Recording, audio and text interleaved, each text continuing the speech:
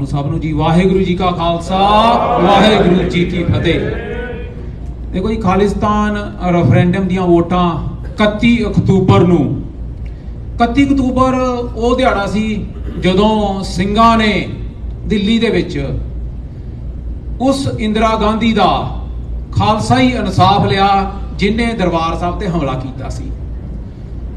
ਉਦੋਂ 31 ਅਕਤੂਬਰ ਤੋਂ ਖਾਲਿਸਤਾਨ ਰੈਫਰੈਂਡਮ ਦੀਆਂ ਵੋਟਾਂ ਲੰਡਨ ਤੋਂ ਸ਼ੁਰੂ ਹੋਈਆਂ, ਸਵਿਟਜ਼ਰਲੈਂਡ, ਇਟਲੀ ਤੇ ਹੁਣ ਕੈਨੇਡਾ ਦੇ ਵਿੱਚ ਪਹੁੰਚ ਗਈਆਂ। ਕੈਨੇਡਾ ਦੇ ਵਿੱਚ ਵੋਟਾਂ ਸ਼ੁਰੂ ਹੋਣਗੀਆਂ 18 ਸਤੰਬਰ ਨੂੰ ਔਰ ਟੋਰਾਂਟੋ ਤੋਂ ਸ਼ੁਰੂ ਹੋਣਗੀਆਂ। So the voting of Khalistan referendum will start from 18th October from Toronto, sorry 18 September। so ਉਹ ਜਿਹੜਾ ਸੈਂਟਰ ਹੈ ਉਹ ਬਹੁਤ ਅਹਿਮ ਹੈ। ਸੈਂਟਰ ਹੈ ਸ਼ਹੀਦ ਹਰਜਿੰਦਰ ਸਿੰਘ ਪਾੜਾ ਦੇ ਨਾਂ ਤੇ, because this is a journey of independence of Punjab from Khalistan rocket to Khalistan referendum। ਫੌਜਾਂ ਦਰਬਾਰ ਸਾਹਿਬ ਤੇ ਹਮਲਾ ਕਰਨਗੀਆਂ, ਖਾਲਿਸਤਾਨ ਦੀ ਨੀਂਹ ਰੱਖੀ ਜਾਏਗੀ ਔਰ ਇਸ ਹਮਲੇ ਦਾ ਜਵਾਬੀ ਹਮਲਾ ਕਿਸ ਤਰ੍ਹਾਂ ਦੇਣਾ ਹੈ ਕੌਮ ਚੰਗੇ ਤਰੀਕੇ ਨਾਲ ਜਾਣਦੀ ਹੈ। ਔਰ ਉਦੋਂ ਸਾਡੇ ਹਰਜਿੰਦਰ ਸਿੰਘ ਪਾੜਾ ਜਿਹੜੇ ਇੱਥੇ ਕੈਨੇਡਾ ਦੇ ਵਿੱਚ 12 ਜਮਾਤਾਂ 'ਚ ਪੜ੍ਹਦੇ ਸੀ, 12ਵੀਂ ਦੇ ਵਿੱਚ, ਉਹ ਆਪਣਾ ਕੈਨੇਡਾ ਦਾ ਜੀਵਨ ਸਿਟੀਜ਼ਨਸ਼ਿਪ ਛੱਡ ਕੇ ਉਸ ਹਕੂਮਤ ਦੇ ਸਾਹਮਣੇ ਹਥਿਆਰਬੰਦ ਸੰਘਰਸ਼ ਲੜਿਆ, ਕਿਉਂਕਿ ਉਦੋਂ ਸਿੱਖਾਂ ਦੀ ਨਸਲਕੁਸ਼ੀ ਹੋ ਰਹੀ ਸੀ ਔਰ ਸਿੱਖਾਂ ਨੂੰ ਕੋਹ ਕੇ ਪੰਜਾਬ ਦੇ ਵਿੱਚ ਮਾਰਿਆ ਜਾ ਰਿਹਾ ਸੀ। ਉਹਨਾਂ ਨੇ ਉਸ ਹੋਂਦ ਨੂੰ ਬਚਾਉਣ ਵਾਸਤੇ ਇਹ ਰਾਕਟ ਚੱਕਿਆ ਸੀ। ਅੱਜ ਉਹ ਰਾਕਟ ਜਿਹੜਾ ਰੈਫਰੈਂਡਮ ਦੇ ਵਿੱਚ ਬਦਲ ਗਿਆ ਔਰ 18 ਸਤੰਬਰ ਨੂੰ ਟੋਰਾਂਟੋ ਦੇ ਵਿੱਚ ਖਾਲਿਸਤਾਨ ਰੈਫਰੈਂਡਮ ਦੀਆਂ ਵੋਟਾਂ ਜਿਹੜੀਆਂ ਉਹ ਸ਼ੁਰੂ ਹੋਣਗੀਆਂ ਔਰ ਉਸ ਤੋਂ ਬਾਅਦ ਨੈਕਸਟ ਫੇਜ਼ ਜਿਹੜਾ ਹੈ ਆਟਵਾ, ਮੌਂਟਰੀਅਲ, ਐਡਮਿੰਟਨ, ਕੈਲਗਰੀ ਔਰ ਵੈਨਕੂਵਰ ਦੇ ਵਿੱਚ ਹੋਵੇਗਾ। So 18 September is the starting of Khalistan referendum voting in Canada. Thank you जी। कोई भी मेरा वीर कोई सवाल इस कैंपेन के बाबत करना चाहता वो बिल्कुल खुले आम जेड़ा बेझिझक होके अपनी किसी भी सवाल ਨੂੰ ਜਿਹੜਾ ਰੱਖ ਸਕਦਾ। मेरा नाम तजिंदर है जी, कनेडियन साथ टीवी तो मैं इत्थे आया। सवाल दो दिन इकट्ठे हो गए। एक ਤਾਂ ਪਹਿਲੀ ਗੱਲ, ਸਾਰੇ ਜਿਹੜੇ ਤੁਸੀਂ ਸਾਹਮਣੇ ਰਿਸਪੈਕਟਡ ਬੈਠੇ ਹੋ, ਖਾਲਿਸਤਾਨ ਸ਼ਬਦ ਇੱਕ ਇਸ ਤਰੀਕੇ ਨਾਲ ਹੋਆ ਜਾਂ ਬਣ ਜਾਂਦਾ ਜਦੋਂ ਕੋਈ ਗੱਲ ਕਰਦਾ, ਪਹਿਲਾਂ ਤਾਂ ਇੱਕ ਡਰ ਆ ਜਾਂਦਾ ਹੈ। ਜਿਵੇਂ ਪਹਿਲੀ ਗੱਲ ਵੀ ਤੁਹਾਨੂੰ ਲੱਗਦਾ ਇਹ ਸ਼ਬਦ ਇੱਕ ਹੋਆ ਬਣਾਇਆ ਹੋਇਆ ਹੈ ਜਾਂ ਨਹੀਂ। ਦੂਸਰਾ, ਮੇਰੇ ਨਾਲ ਬੈਠੇ ਪੱਤਰਕਾਰ ਸਾਹਿਬ ਨੇ ਗੱਲ ਕੀਤੀ ਸਟੂਡੈਂਟਸ ਦੀ, ਜਿਹੜੇ ਇੰਟਰਨੈਸ਼ਨਲ ਵਿਦਿਆਰਥੀ ਇੱਥੇ ਆ ਰਹੇ। ਉਸ ਬਾਬਤ ਮੇਰਾ ਸਵਾਲ ਇਹ ਹੈ ਪਨੂ ਸਾਹਿਬ ਕਿ ਹੋ ਸਕਦਾ ਬਹੁਤੇ ਸਟੂਡੈਂਟ ਜਾਂ ਯੰਗ ਜਨਰੇਸ਼ਨ ਤੁਹਾਡਾ ਸਾਥ ਦੇਣਾ ਚਾਹੁੰਦੀ ਹੈ, ਉਹਨਾਂ ਦੇ ਦਿਲ ਦੇ ਵਿੱਚ ਤਾਂ ਹੈ ਕਿ ਇਹ ਹੋਣਾ ਚਾਹੀਦਾ। ਉਹ ਸੋਸ਼ਲ ਮੀਡੀਆ ਤੇ ਕਈ ਵਾਰ ਪਾਉਂਦੇ ਆ, ਕਈ ਵਾਰ ਨਹੀਂ ਵੀ ਪਾਉਂਦੇ, ਡਰਦੇ ਮਾਰੇ ਕਿ ਸਾਡੇ ਤੇ ਕੋਈ ਨਿਗਾਹ ਤਾਂ ਨਹੀਂ ਰੱਖ ਰਿਹਾ, ਸਾਨੂੰ ਤੰਗ ਤਾਂ ਨਹੀਂ ਕੀਤਾ ਜਾਏਗਾ, ਅਸੀਂ ਕਿੱਥੇ ਲਿਸਟ ਦੇ ਉੱਪਰ ਤਾਂ ਨਹੀਂ ਆ ਜਾਗੇ। ਔਰ ਜੇ ਆਉਂਦੇ ਆ ਜਾਂ ਆ ਗਏ, ਕੀ ਤੁਹਾਡਾ SFJ ਔਰ ਤੁਸੀਂ ਜਿੰਨੀ ਟੀਮ ਬੈਠੇ ਹੋ, ਤੁਸੀਂ ਪੈਰਵਾਈ ਕਰਦੇ ਹੋ, ਉਹਨਾਂ ਦੀ ਮਦਦ ਕਰਦੇ ਹੋ, ਸਾਰ ਲੈਂਦੇ ਹੋ, ਪਰਿਵਾਰ ਨੂੰ ਪੁੱਛਦੇ ਹੋ ਜੇ ਐਸੀ ਕੋਈ ਗੱਲ ਹੁੰਦੀ ਹੈ? ਧੰਨਵਾਦ। ਦੇਖੋ, ਜਿਹੜਾ ਲਫ਼ਜ਼ ਤੁਸੀਂ ਖਾਲਿਸਤਾਨ ਦੀ ਗੱਲ ਕਰਦੇ ਹੋ ਤੇ I call it is basically media conviction.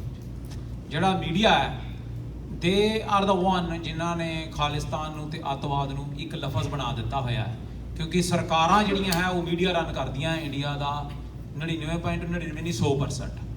ਹਜੇ ਬੰਦੇ ਦਾ ਕੋਈ ਜੁਰਮ ਹੋਇਆ ਨਹੀਂ ਹੁੰਦਾ, ਕੋਈ ਫੜਿਆ ਨਹੀਂ ਹੁੰਦਾ ਤੇ ਉਹਨਾਂ ਨੇ ਪਹਿਲਾਂ ਹੀ ਉਹਨੂੰ ਖਾਲਿਸਤਾਨੀ ਅੱਤਵਾਦੀ ਦੱਸ ਦਿੱਤਾ ਜਾਂਦਾ। ਉਹ ਜਿਹੜੀ ਮੀਡੀਆ ਦੀ ਕਨਵੈਕਸ਼ਨ ਕੀਤੀ ਹੋਈ ਹੈ ਉਹਨਾਂ ਨੇ, ਉਹ ਪਿਛਲੇ 30 ਸਾਲਾਂ ਤੋਂ ਚੱਲਦੀ ਪਈ ਹੈ। ਪਰ ਜਿੱਦਾਂ ਕਿ ਤੁਸੀਂ ਦੇਖਿਆ ਸੀ ਖੁੱਲੇ ਆਮ ਜੇ ਖਾਲਿਸਤਾਨ ਪੱਖੀ ਸਿੱਖਾਂ ਨੇ ਹਥਿਆਰ ਫੜੇ ਹੈ, ਉਹਨਾਂ ਦਾ ਰਾਈਟ ਹੈ when they are being targeted, and ਜਦੋਂ ਉਹਨਾਂ ਦਾ ਜੈਨੋਸਾਈਡ ਹੁੰਦਾ ਅਸੀਂ ਖੁੱਲੇ ਆਮ ਡਿਫੈਂਡ ਕਰਦੇ ਹਾਂ। ਆ ਤੁਹਾਡੇ ਸਾਹਮਣੇ ਸ਼ਹੀਦ ਹਰਜਿੰਦਰ ਸਿੰਘ ਪਾੜਾ ਦੀ ਅਸੀਂ ਜਿਹੜੀ ਆ ਲਾਈ ਹੋਈ ਹੈ ਤਸਵੀਰ ਕਿ this is a journey from Khalistan rocket to Khalistan referendum. So ਇਹ ਮੀਡੀਆ ਦੇ ਭਰਾਵਾਂ ਨੂੰ ਬੇਨਤੀ ਹੈ ਕਿ ਖਾਲਿਸਤਾਨ ਨੂੰ ਇੱਕ ਪੋਲੀਟੀਕਲ ਓਪੀਨੀਅਨ ਰਹਿਣ ਦਿਓ, ਉਹਨੂੰ ਅੱਤਵਾਦ ਨਾਲ ਨਾ ਮਿਲਾਓ। ਸੈਕੰਡ ਹੈ ਜਿਹੜਾ ਤੁਸੀਂ ਸਟੂਡੈਂਟਸ ਦੀ ਗੱਲ ਕਰਦੇ ਹੋ, ਇਹ ਸਟੂਡੈਂਟਸ ਦੇ ਦਿਮਾਗ ਦੇ ਵਿੱਚ ਡਰ ਜ਼ਰੂਰ ਹੈਗਾ ਔਰ ਹੁੰਦਾ ਵੀ ਹੈ, ਪਰ that should be a question to students and to the media ਕਿ ਜੇ ਵੋਟ ਪਾਉਣ ਵਾਸਤੇ ਕਿਸੇ ਨੂੰ ਡਰ ਹੈ ਤੇ ਫਿਰ ਉਥੋਂ ਆਜ਼ਾਦੀ ਚਾਹੀਦੀ ਹੈ ਕਿ ਨਹੀਂ ਚਾਹੀਦੀ। This means it's already dead, you are already slave. ਤੁਸੀਂ ਸਲੇਵ ਇਸ ਕਦਰ ਤੱਕ ਹੋ ਗਏ ਹੋ ਕਿ ਜ਼ਹਿਨੀ ਤੌਰ ਤੇ ਵੀ ਤੁਹਾਨੂੰ ਇਹ ਨਹੀਂ ਪਤਾ ਲੱਗਦਾ ਜੀ ਮੈਂ ਵੋਟ ਪਾਵਾਂਗਾ ਤੇ ਮੇਰੇ ਪਰਿਵਾਰ ਦਾ ਕੀ ਬਣੇਗਾ। So that is one more reason to vote, that is one more reason to have Punjab independent and have a Khalistan. ਜਿਹੜੀ ਕਹਿੰਦੇ ਤੁਸੀਂ ਜੀ ਲੀਗਲ ਤੁਸੀਂ ਮਦਦ ਕੀ ਕਰੋਗੇ, ਜਿਹੜੇ ਪਿੱਛੇ ਖਾਲਿਸਤਾਨ ਰੈਫਰੈਂਡਮ ਐਕਟਿਵਿਸਟ ਫੜੇ ਜਾਂਦੇ ਆ ਉਹਨਾਂ ਦੇ ਪਰਿਵਾਰਾਂ ਦੀ ਕਾਨੂੰਨੀ ਤੌਰ ਤੇ ਸਹਾਇਤਾ ਬਿਲਕੁਲ ਕੀਤੀ ਜਾਂਦੀ ਹੈ ਔਰ ਮਦਦ ਕੀਤੀ ਜਾਂਦੀ ਹੈ।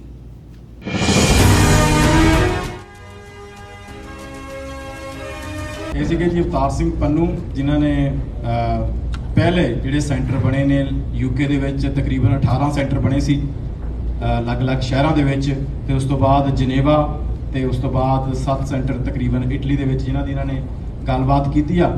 ਸੋ ਹੁਣ ਆਪਣੇ ਨਾਲ ਲੀਗਲ ਐਡਵਾਈਜ਼ਰ ਐਸਐਫਜੇ ਦੇ ਭਾਈ ਗੁਰਪਤਵੰਤ ਸਿੰਘ ਪੰਨੂ ਨੇ ਇਹ ਆਪਣੀ ਗੱਲਬਾਤ ਰੱਖਣਗੇ, ਤੇ ਉਸ ਤੋਂ ਇਲਾਵਾ ਇਹਨਾਂ ਦੀ ਜਿਹੜੀ ਆ ਗੱਲਬਾਤ ਤੋਂ ਬਾਅਦ ਕੋਈ ਵੀ ਮੇਰਾ ਵੀਰ ਕੋਈ ਸਵਾਲ ਇਸ ਕੰਪੇਨ ਦੇ ਬਾਬਤ ਕਰਨਾ ਚਾਹੁੰਦਾ, ਉਹ ਬਿਲਕੁਲ ਖੁੱਲੇ ਆਮ ਜਿਹੜਾ ਬੇਝਿਜਕ ਹੋ ਕੇ ਆਪਣੀ ਕਿਸੇ ਵੀ ਸਵਾਲ ਨੂੰ ਜਿਹੜਾ ਰੱਖ ਸਕਦਾ।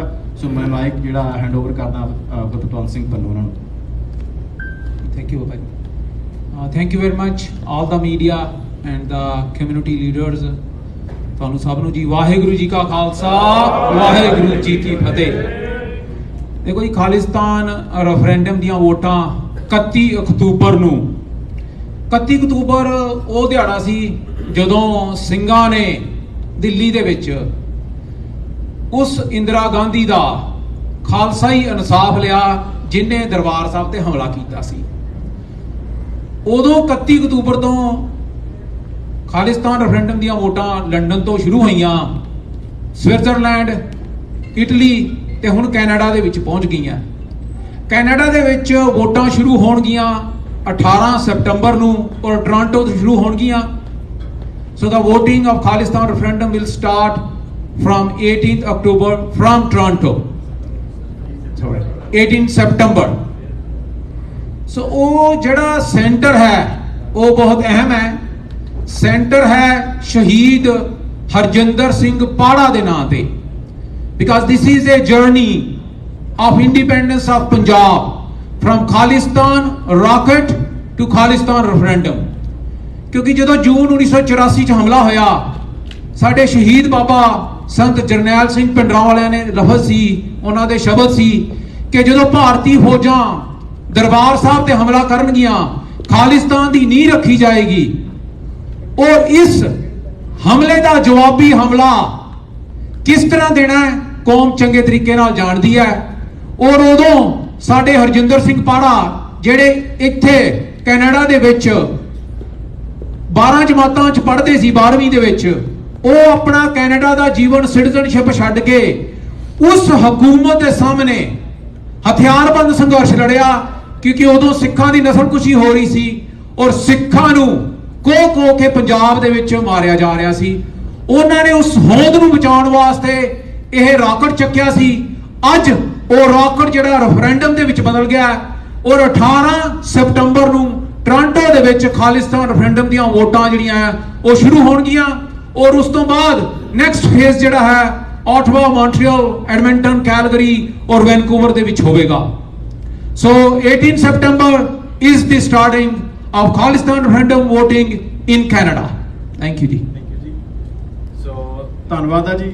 ਮੇਰੇ ਖਿਆਲ ਦੇ ਵਿੱਚ ਸਾਰਿਆਂ ਭੈਣਾਂ ਭਰਾਵਾਂ ਨੂੰ ਪਤਾ ਲੱਗ ਹੀ ਗਿਆ ਵੀ 18 ਸਤੰਬਰ ਨੂੰ ਖਾਲਿਸਤਾਨ ਦੀਆਂ ਵੋਟਾਂ ਜਿਹੜੀਆਂ ਨੇ ਕੈਨੇਡਾ ਦੇ ਵਿੱਚ ਟੋਰਾਂਟੋ ਦੇ ਵਿੱਚ ਪੈਣੀਆਂ ਨੇ। ਸੋ ਮੈਂ ਹੁਣ ਬੇਨਤੀ ਕਰੂੰਗਾ ਵੀ ਕੋਈ ਵੀ ਮੇਰਾ ਵੀਰ ਬੇਝਿਜਕ ਹੋ ਕੇ ਜੇ ਲੀਗਲ ਐਡਵਾਈਜ਼ਰ ਨੂੰ ਕੋਈ ਸਵਾਲ ਜਿਹੜਾ ਪੁੱਛਣਾ ਚਾਹੁੰਦਾ ਉਹ ਪੁੱਛ ਸਕਦਾ। ਸੋ ਮਾਈਕ ਜਿਹੜਾ ਜਗਜੀਤ ਸਿੰਘ ਹੋਰਾਂ ਕੋਲ ਆ, ਤੁਸੀਂ ਇਹਨਾਂ ਤੋਂ ਮਾਈਕ ਲੈ ਕੇ ਆਪਣੀ ਜਿਹੜੀ ਆ ਗੱਲਬਾਤ ਸਵਾਲ ਜਿਹੜਾ ਉਹ ਰੱਖ ਸਕਦੇ ਹੋ। ਮੈਂ ਕੁਐਸਚਨ ਇਹ ਕਰਨਾ ਸੀ ਕਿ ਜਿਹੜੀ ਤੁਹਾਡੀ ਪੋਜੀਸ਼ਨ ਹੈ, ਤੁਸੀਂ ਕਹਿ ਰਹੇ ਹੋ ਕਿ ਸਾਨੂੰ ਹੱਕ ਦੇਣਾ ਚਾਹੀਦਾ ਵੋਟਾਂ ਦਾ, ਕਸ਼ਮੀਰ ਦਾ ਵੀ ਸੇਮ ਇਸ਼ੂ ਹੈਗਾ। ਤੁਸੀਂ ਇਸ ਕਸ਼ਮੀਰ ਦੇ ਇਸ਼ੂ ਵਾਸਤੇ ਤੁਹਾਡਾ ਕੀ ਸਟ੍ਰੈਟੇਜੀ ਹੈ? ਦੇਖੋ, ਕਸ਼ਮੀਰ ਦਾ ਜਿਹੜਾ ਹੈਗਾ ਉਹ ਆਲਰੇਡੀ UN ਦੇ ਵਿੱਚ ਉਹਨਾਂ ਦਾ ਜਿਹੜਾ ਹੈ ਪਿਆ ਹੋਇਆ ਔਰ ਉਸ ਦੇ ਉੱਤੇ ਇੰਡੀਆ ਔਰ ਪਾਕਿਸਤਾਨ ਦੋਨਾਂ ਨੇ ਸਾਈਨ ਕੀਤੇ ਹੋਏ ਆ। ਪਰ ਹੁਣ ਕਸ਼ਮੀਰ ਦੇ ਮੁੱਦੇ ਦੇ ਉੱਤੇ ਤੇ ਕਸ਼ਮੀਰ ਵਾਲੇ ਹੀ ਦੱਸ ਸਕਦੇ ਵੀ ਉਹ ਕੀ ਕਰਦੇ ਪਏ ਆ। ਅਸੀਂ ਤੇ ਬੜੇ ਲੰਬੇ ਸਮੇਂ ਤੋਂ ਉਹਨਾਂ ਨੂੰ ਐਡਵਾਈਸ ਵੀ ਕੀਤਾ ਕਿ ਤੁਹਾਡੀ ਜਿਹੜੀ ਹੈਗੀ ਆ ਰੈਫਰੈਂਡਮ ਉਹ ਆਲਰੇਡੀ ਅਪਰੂਵ ਹੋ ਚੁੱਕਾ ਹੈ ਵੀ ਤੁਸੀਂ ਹਥਿਆਰ ਜਿਹੜਾ ਹੈ ਇਸ ਵਕਤ ਅੱਜ ਦਾ the most important weapon of today is the referendum, just use that. But I think they would be in better position to say ਕਿ ਵੀ ਉਹ referendum ਕਿਉਂ ਨਹੀਂ ਕਰਵਾ ਰਹੇ ਜਾਂ ਕਿਉਂ ਨਹੀਂ ਹੋ ਰਿਹਾ। सर मेरा नाम राना सुहेल है, उर्दू खबरनामा तो। सर मेरा क्वेश्चन है कि नंबर 1 जिस तरह तुसीं दस्सिया है कि कनाडा ਦੇ ਵਿੱਚ ਪਾਪੂਲੇਸ਼ਨ ਜਿਹੜੀ ਹੈ ਆਪਣੇ ਸਿੱਖ ਬਰਾਦਰੀ ਦੀ ਤਕਰੀਬਨ 1 ਮਿਲੀਅਨ ਦੇ ਲਗਭਗ ਹੈ, ਜਿਹੜੀ ਕਿ ਹੁਣ ਇਸ ਵਜ੍ਹਾ ਤੋਂ ਵੱਧ ਗਈ ਹੈ ਕਿ ਇੱਥੇ ਸਟੂਡੈਂਟਸ ਬਹੁਤ ਜ਼ਿਆਦਾ ਆ ਰਹੇ ਨੇ ਇੰਡੀਆ ਤੋਂ। क्या ਤੁਸੀਂ ਸਮਝਦੇ ਹੋ ਕਿ ਸਟੂਡੈਂਟਸ ਨੂੰ ਇੱਥੇ ਆ ਕੇ ਤੁਸੀਂ ਬੜੇ ਖੁਸ਼ ਹੋ ਕਿ ਸਾਡਾ 34% ਇਹਦੇ ਵਿੱਚ ਸ਼ੇਅਰ ਹੈਗਾ ਸਟੂਡੈਂਟਸ ਦਾ, ਕਿ ਲੇਕਿਨ ਉੱਥੇ ਤੁਹਾਡਾ ਜਿਹੜਾ ਪੰਜਾਬ ਉਹ ਖਾਲੀ ਹੋਈ ਜਾ ਰਿਹਾ, ਪ੍ਰੇਮ ਤੋਂ ਵੀ ਖਾਲੀ ਹੋਈ ਜਾ ਰਿਹਾ ਤੇ ਯੰਗ ਜਨਰੇਸ਼ਨ ਤੋਂ ਵੀ ਖਾਲੀ ਹੋਈ ਜਾ ਰਿਹਾ। ਇਹਦੇ ਬਾਰੇ ਕੀ ਤੁਹਾਡੀ ਸਟ੍ਰੈਟਜੀ ਹੈ? ਦੇਖੋ ਜਿਹੜਾ ਜਦੋਂ ਕਿਸੇ ਨੂੰ ਵੀ ਤੁਸੀਂ ਗੁਲਾਮ ਰੱਖਣਾ ਹੈ ਤੇ ਉਹਦੀਆਂ ਸਟੇਜਿਸ ਹੈਗੀਆਂ ਵੀ ਤੁਸੀਂ ਉਹਨਾਂ ਨੂੰ ਗੁਲਾਮ ਕਿਵੇਂ ਰੱਖਣਾ ਹੈ। ਜਿਹੜੀ ਫਸਟ ਸਟੇਜ ਹੁੰਦੀ ਆ ਦੈਟ ਇਜ਼ ਦੀ ਜੈਨੋਸਾਈਡ, ਜਿਹੜੇ ਕਿ ਸਿੱਖ ਕੌਮ ਦਾ 84 ਤੋਂ ਲੈ ਕੇ 95 97 ਤੱਕ ਹੋਇਆ। Then comes the next stage when you force them to move away from your land, ਉਹ ਹੈਗਾ ਇਕਾਨੋਸਾਈਡ, ਜਿਹਦੇ ਵਿੱਚ ਇਹ ਪਾਰਟ ਹੈ ਸਟੂਡੈਂਟਸ ਨੂੰ ਫੋਰਸ ਹੋਣਾ because they do not have any opportunities in Punjab or they are not given an opportunity in Punjab. ਜਿਹੜਾ ਪੰਜਾਬ ਹੈ ਉਹ ਅੱਜ ਦੀ ਤਰੀਕ 'ਚ ਵੀ ਜਿਹੜੇ ਪ੍ਰੋਡਿਊਸ ਕਰਦਾ that is 40% of agriculture produce of India. So basically they are giving food grains to 400 million Indians. ਪਰ ਜੇ ਤੁਸੀਂ ਫਾਰਮਰਸ ਦੀ ਹਾਲਾਤ ਦੇਖੋਗੇ every day this is documented ਕਿ 2 ਤੋਂ 3 farmers are forced to commit suicide. It's not that we are being happy or unhappy, but we are happy at least ਕਿ ਪੰਜਾਬ ਦਾ youth ਬਾਹਰ ਨਿਕਲ ਰਿਹਾ ਹੈ, ਪੜ੍ਹ ਰਿਹਾ ਹੈ and they are getting the opportunities and we were one of them ਜਿਹੜੇ 90s 'ਚ ਬਾਹਰ ਆ ਕੇ ਪੜ੍ਹੇ ਤੇ ਜਿਨ੍ਹਾਂ ਨੇ ਇਹ ਅੱਜ ਗੁਰੂ ਸਾਹਿਬ ਦੀ ਬਖਸ਼ਿਸ਼ ਹੈ ਵੀ ਉਹਨਾਂ ਨੂੰ ਮੌਕਾ ਮਿਲਿਆ ਕਿ ਉਹ ਕੰਪੇਨ ਚਲਾਉਣ। So we are very happy ਕਿ ਉਹ ਬਾਹਰ ਨਿਕਲ ਰਹੇ ਆ ਪੜ੍ਹਨ ਵਾਸਤੇ, opportunities ਵਾਸਤੇ and they are 6 in Punjab are facing existential threat ਜੇ ਉੱਥੇ ਰਹਿਣਗੇ ਤੇ ਮਾਰੇ ਜਾਣਗੇ। ਪੰਡਿਤ ਸਾਹਿਬ ਵਾਹਿਗੁਰੂ ਜੀ ਕਾ ਖਾਲਸਾ ਵਾਹਿਗੁਰੂ ਜੀ ਕੀ ਫਤਿਹ। ਸੁਖਦੇਵ ਸਿੰਘ ਰੋਮਾਜਦੀਵਾਲ। ਮੇਰਾ ਸਵਾਲ ਇਹ ਹੈ ਵੀ ਜਦੋਂ ਤੁਸੀਂ 31 ਅਕਤੂਬਰ ਨੂੰ ਇੰਗਲੈਂਡ ਦੇ ਵਿੱਚ ਰੈਫਰੈਂਡਮ ਸ਼ੁਰੂ ਕੀਤਾ, ਉਸ ਤੋਂ ਬਾਅਦ ਸਾਰੇ ਯੂਰਪ ਵਿੱਚ ਹੋਇਆ, ਲੋਕਾਂ ਦੇ ਵਿੱਚ ਬਹੁਤ ਵੱਡਾ ਉਤਸ਼ਾਹ ਹੈ ਕਿ 18 ਸਤੰਬਰ ਨੂੰ ਸਿਰਫ ਇੱਕ ਦਿਨ ਵਿੱਚ ਹੀ ਜਿਹੜਾ GTA ਅੰਟਾਰੀਓ ਵਿੱਚ 4 ਲੱਖ ਤੋਂ ਵੱਧ ਸਿੱਖ ਕਮਿਊਨਿਟੀ ਰਹਿ ਰਹੀ ਹੈ, ਸਾਰੀਆਂ ਵੋਟਾਂ ਪੈ ਸਕਦੀਆਂ। ਮੈਨੂੰ ਲੱਗਦਾ ਵੀ ਆਪਾਂ ਨੂੰ ਹੋਰ ਸੈਂਟਰ ਦੀ ਲੋੜ ਹੋਊਗੀ ਜਾਂ ਵੱਖ-ਵੱਖ ਡੇਟ ਦੀ, ਇਹਦੇ ਬਾਰੇ ਕੀ ਕਹਿਣਾ ਚਾਹੁੰਦੇ? ਜੀ ਲੰਡਨ 'ਚ ਵੀ ਇਦਾਂ ਹੀ ਕੀਤਾ ਗਿਆ ਸੀ ਕਿ ਪਹਿਲਾ ਸੈਂਟਰ ਜਿਹੜਾ ਹੁੰਦਾ ਹੈ that is the launching of Khalistan referendum voting in that particular country. So 18 ਸਤੰਬਰ ਤੋਂ ਬਾਅਦ ਦੇਖਿਆ ਜਾਏਗਾ ਔਰ ਇਹਦੇ ਵਿੱਚ ਜਿਹੜਾ ਪੰਜਾਬ ਇੰਡੀਪੈਂਡੈਂਸ ਰੈਫਰੈਂਡਮ ਕਮਿਸ਼ਨ ਹੈ ਉਹ ਇਨਵੋਲਵ ਹੁੰਦਾ, ਉਹ ਆ ਕੇ ਉਹ ਇਹਨੂੰ ਦੇਖਣਗੇ, ਸਾਰਾ ਮੈਨੇਜ ਵੀ ਉਹੀ ਕਰਦੇ ਆ ਤੇ ਜਦੋਂ ਦੇਖਣਗੇ ਵੀ ਹਜੇ ਵੋਟਾਂ ਰਹਿੰਦੀਆਂ and then they are going to give us next date and we will be announcing the further pollings. My name is Nadeem. I am from Pakistan Times and Time Television, Canada. My question is about that you have a strong voice in the parliament here in Canada. So what about those all member parliament and they are raising voice for you? I would say that ਜਿਹੜੀ strong voice ਕਹਾਂਗੇ ਕਿ they are basically from the same community. That's what we are talking about. But for anyone to raise the voice, first we need to show them the strength. Just because Six for Justice is, or just because other organizations who have worked on the Khalistan issues, they say, basically that's not a force anymore. It used to be force. For right now, once we have the numbers, then they will be forced to speak on this issue, and we are very confident that it will change in 2024. You will see the results. Hello everybody, my name is Thararian and from Canadian Pakistani Narrative, and I want to ask you a question, actually an awareness and educational question. You just mentioned earlier that in 47 there were some conditions and points you have put forward to the Indian government. Could you elaborate on them so for awareness so we can understand that what were the points and why are they not being met right now by the government? Thank you. 1947 ਦੇ ਵਿੱਚ 10 party C, Sikhs, Hindus and Muslims. ਸਿੱਖਾਂ ਨੇ ਹਿੰਦੁਸਤਾਨ ਦੇ ਨਾਲ ਜਾਣ ਵਾਸਤੇ ਇਸ ਕਰਕੇ ਫੈਸਲਾ ਕੀਤਾ ਕਿ ਦੁਬਾਰਾ ਉਹਨਾਂ ਨੂੰ ਇਹ ਵਾਅਦੇ ਕੀਤੇ ਗਏ ਸੀ ਕਿ ਉਹਨਾਂ ਨੂੰ ਇੱਕ ਆਟੋਨਮਸ ਸਟੇਟ ਦਿੱਤਾ ਜਾਏਗਾ, ਉਹਨਾਂ ਦਾ ਧਰਮ ਜਿਹੜਾ ਵਾ ਸੁਰੱਖਿਅਤ ਹੋਏਗਾ। ਜਦੋਂ ਇਹ ਸਾਰੇ ਵਾਅਦਿਆਂ ਤੋਂ ਹਿੰਦੁਸਤਾਨ ਦੀਆਂ ਗਵਰਨਮੈਂਟਾਂ ਜਿਹੜੀਆਂ ਨੇ ਉਹ ਮੁੱਕਰ ਚੁੱਕੀਆਂ ਨੇ ਤੇ ਜਦੋਂ ਅਸੀਂ ਆਪਣੇ ਹੱਕ ਮੰਗਦੇ ਆ ਤੇ ਸਾਡੀ ਜਿਹੜੀ ਆ ਨਸਲਕੁਸ਼ੀ ਕੀਤੀ ਜਾਂਦੀ ਆ, ਹੁਣ ਆਰਥਿਕ ਨਸਲਕੁਸ਼ੀ ਹੋ ਰਹੀ ਆ, ਤੇ ਅਸੀਂ ਕਹਿੰਦੇ ਆ ਵੀ ਅਸੀਂ ਹੁਣ ਹਿੰਦੁਸਤਾਨ ਦੇ ਰਾਜ ਥੱਲੇ ਨਹੀਂ ਰਹਿਣਾ, ਕਿਉਂਕਿ ਜਿਹੜੇ ਅਸੀਂ ਇਹਨਾਂ ਨਾਲ ਵਾਅਦੇ ਕੀਤੇ ਸੀ ਇਹ ਮੁੱਕਰ ਗਏ ਨੇ। This is the basis, and this is the basis because otherwise if they had not made those promises, ਜੇ ਉਹ ਸਾਰੇ ਵਾਅਦੇ ਉਹਨਾਂ ਨੇ ਸਾਡੇ ਨਾਲ ਨਾ ਕੀਤੇ ਹੁੰਦੇ ਤੇ ਫਿਰ ਅਸੀਂ ਉਹਨਾਂ ਨਾਲ ਨਹੀਂ ਸੀ ਜਾਣਾ। ਇਸ ਲਈ ਕਹਿੰਦੇ ਆ we are getting our country back because we had independent country ਕਿ 1849 ਤੱਕ ਪੰਜਾਬ ਇੱਕ ਆਜ਼ਾਦ ਦੇਸ਼ ਸੀ। ਜੀ ਪੰਨੂ ਜੀ, ਮੇਰਾ ਸਵਾਲ ਤੁਹਾਡੇ ਨਾਲ ਹੋਇਆ ਕਿ ਤੁਸੀਂ ਕਿਹਾ ਕਿ ਇਟਲੀ 'ਚ ਤੁਹਾਨੂੰ ਪ੍ਰੋਬਲਮ ਆਈਆਂ ਸਨ, ਤੇ ਤੁਸੀਂ ਉਸ ਤਰ੍ਹਾਂ ਦੀ ਪ੍ਰੋਬਲਮਸ ਇਟਲੀ ਜਿਹੜੇ ਤੁਸੀਂ ਰੈਫਰੈਂਡਮ ਕਰਾ ਰਹੇ ਸੋ, ਭਾਈ ਦੱਸ ਰਹੇ ਸਨ ਕਿ ਉੱਥੇ UK 'ਚ ਤੁਹਾਡਾ ਸਮੂਥਲੀ ਹੋ ਗਿਆ, ਜਨੇਵਾ 'ਚ ਹੋ ਗਿਆ, ਠੀਕ ਹੋ ਗਿਆ, ਇਟਲੀ 'ਚ ਤੁਹਾਨੂੰ ਪ੍ਰੋਬਲਮਸ ਆਈਆਂ, ਸਪੈਸ਼ਲੀ 7th ਸੈਂਟਰ ਜਿਹੜਾ ਤੁਹਾਡਾ ਸੀ। ਤੁਸੀਂ ਕੈਨੇਡਾ 'ਚ ਕੀ ਸਮਝਦੇ ਹੋ ਕਿ ਕੈਨੇਡੀਅਨ ਗਵਰਨਮੈਂਟ ਜਾਂ ਕੈਨੇਡੀਅਨ ਇੱਥੇ ਤੁਹਾਡੇ ਜਿਹੜੀ ਕਮਿਊਨਿਟੀ ਜਾਂ ਤੁਹਾਡੇ ਜਿਹੜੇ ਹੋਰ ਹਨ ਲੋਕ ਇੱਥੇ ਤਾਂ ਇਨਫਲੂਐਂਸ ਨਹੀਂ ਕਰੀ, ਇੰਡੀਅਨ ਗਵਰਨਮੈਂਟ ਜਾਂ ਇੰਡੀਅਨ ਹਾਈ ਕਮਿਸ਼ਨ ਇਨਫਲੂਐਂਸ ਤਾਂ ਨਹੀਂ ਕਰੇਗੀ, ਤੁਹਾਨੂੰ ਕੋਈ ਪ੍ਰੋਬਲਮਸ ਤਾਂ ਨਹੀਂ ਹੋਣਗੀਆਂ, ਇੱਕ ਗੱਲ। ਦੂਜੀ ਗੱਲ ਇਹ ਹੈ ਕਿ ਅਸੀਂ ਅੱਜ ਲੋਕਾਂ ਨੂੰ ਇਹ ਤਾਂ ਦੱਸ ਰਹੇ ਹਾਂ ਕਿ ਤੁਸੀਂ 18 ਸਤੰਬਰ ਤੋਂ ਇੱਥੇ ਕਰ ਰਹੇ ਹੋ ਰੈਫਰੈਂਡਮ, ਲੇਕਿਨ ਅਸੀਂ ਲੋਕਾਂ ਨੂੰ, ਤੁਹਾਡੀ ਕਮਿਊਨਿਟੀ ਨੂੰ, ਸਿੱਖ ਭਾਈਆਂ ਨੂੰ ਇਨਫੋਰਮੇਸ਼ਨ ਦੇਣਾ ਚਾਹੁੰਦੇ ਹਾਂ ਕਿ ਪ੍ਰੋਪਰ ਅਗਰ ਉਹ ਇਨਵੋਲਵ ਹੋਣਾ ਚਾਹੁੰਦੇ ਹਨ, ਉਹ ਅਗਰ ਪਾਰਟਿਸਿਪੇਟ ਕਰਨਾ ਚਾਹੁੰਦੇ ਹਨ, ਉਹਦਾ ਪ੍ਰੋਸੀਜਰ ਕੀ ਹੋਏਗਾ, ਤੁਹਾਡੀ ਕੋਈ ਵੈਬਸਾਈਟ, ਕੋਈ ਰਜਿਸਟ੍ਰੇਸ਼ਨ ਦਾ ਤਰੀਕਾ, ਔਰ ਕਿਸ ਤਰ੍ਹਾਂ ਲੋਕ ਉਠਾਉਣਗੇ, ਕਿੰਨੇ ਸੈਂਟਰ ਤੁਸੀਂ ਹੁਣ ਤੱਕ ਫਾਈਨਲ ਕਰ ਚੁੱਕੇ ਹੋ, ਕਿੰਨੇ ਸੈਂਟਰ ਹੋਣਗੇ, ਕਿਉਂਕਿ GTA ਬਹੁਤ ਵੱਡਾ ਏਰੀਆ ਔਰ ਇੱਥੇ ਤੁਹਾਡੀ ਬਹੁਤ ਵੱਡੀ ਤਾਦਾਦ ਵਿੱਚ ਲੋਕ ਰਹਿ ਰਹੇ ਹਨ, ਔਰ ਤੁਹਾਡੇ ਕੋਲ ਕੋਈ ਐਸਟੀਮੇਟਡ ਫਿਗਰਸ ਹਨ ਆਪਣੀ ਕਮਿਊਨਿਟੀ ਦੇ ਕਿ ਕਿੰਨੇ ਲੋਕ ਹੋਣਗੇ ਕੈਨੇਡਾ 'ਚ ਔਰ GTA 'ਚ? ਜਿਹੜਾ ਪਹਿਲਾ ਸਵਾਲ ਹੈ ਕਿ Indians are trying to influence, right, are trying to scare and running a basically state in state. You know better than me, since media is all well aware of कि चाहे UK सी या Switzerland सी या Italy C, they did try to influence and tell the Sikh community that we are going to solve your issues and problems, you should stay away from Khalistan referendum. That's what called is referendum basically. ਉਹ referendum already ਕਰ ਰਹੇ ਹੈ, ਉਹ ਕਹਿ ਰਹੇ ਜੀ ਤੁਸੀਂ ਨਾ ਵੋਟ ਪਾਣ ਜਾਓ, ਅਸੀਂ ਕਹਿੰਦੇ ਵੋਟ ਪਾਣ ਆਓ। So basically ਸਾਨੂੰ ਕੋਈ ਫਰਕ ਨਹੀਂ ਪੈਂਦਾ, and this is what influence is, and this is a political question. ਅਸੀਂ ਕਹਿੰਦੇ ਜੀ ਅਸੀਂ referendum ਕਰਾਉਣਾ, ਉਹ ਕਹਿੰਦੇ ਜੀ ਹੋਣ ਨਹੀਂ ਦੇਣਾ। So the same Canadian media, I can tell you, are the Canadian Sikh community.